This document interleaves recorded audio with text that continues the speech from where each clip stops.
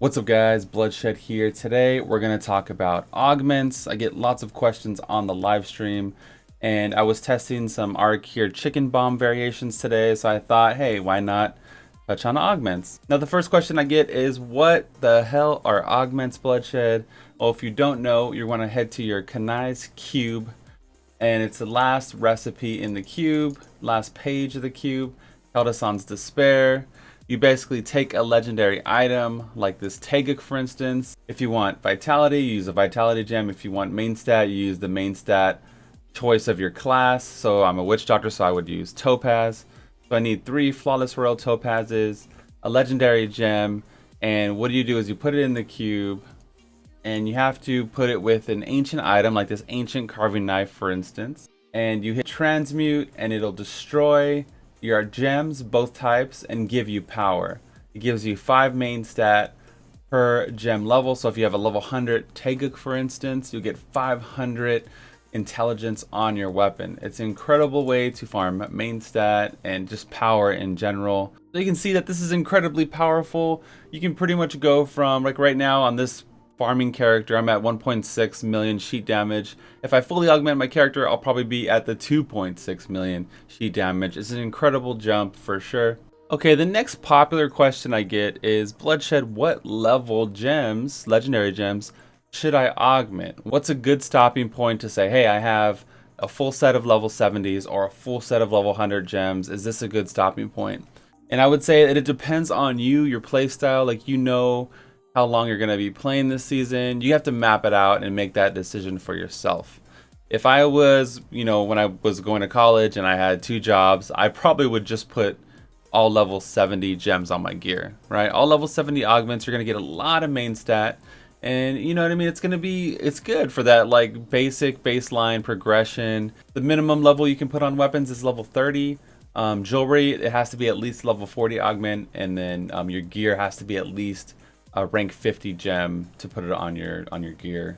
So just keep that in mind when you decide your augments. I would say at least level 60 to 70 as a bare minimum, because there's just like a lot of help out there. You can join public rifts that are doing 70s all the time and just get your character up, and you know what I mean? It's still early season, you have a long way to go. Now if you're like me and you play lots of Diablo every day, and I can kind of see like, you know what, my group is gonna probably end up around the hundreds.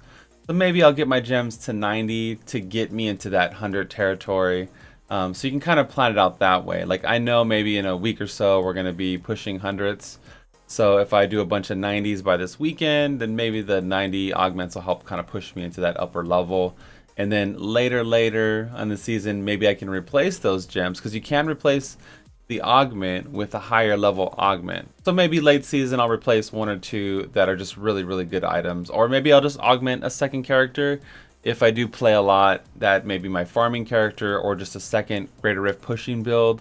Another common question I get is, hey Bloodshed, should I do all level 50 augments, since that's the baseline gem that we talked about for your gear, like a full set of level 50s, and then later in the season like re-augment all the gear so it's way stronger. Now this was a popular tactic we used like in season 6 for whatever reason. It was just like a trending thing that we did. But with witch doctors getting a 900% damage increase for the Arc here spider set, and just general, like wizards are doing so much damage, monks are doing so much damage. I mean, we're speed farming in the 93s right now, and there's really, with no augments whatsoever, and there's really no reason to augment a bunch of 50s to get you to that next level. Like I was saying, I would just really work on optimizing your character, watch some good build videos, some good guides, and just really work on optimizing your stats, getting those trifecta rings, those tri and quadfecta gloves. If you don't know what that means, tri means 3, so getting like 3 really good stats on your gloves in addition to main stat, and quad is 4, so getting 4 just 6 stats like area damage, crit damage, and maybe even cooldown reduction if your class needs that. So I wouldn't recommend doing a full set of 50 augments, but this is your character, this is like an RPG type game, right? So pretty much do whatever you like. There's not really a bad decision. If you're like, hey Blood, I love speed farming low level GRs and get those 50 gems, by all means, you can't really make a mistake. You're gonna be stronger than a lot of people if you do it.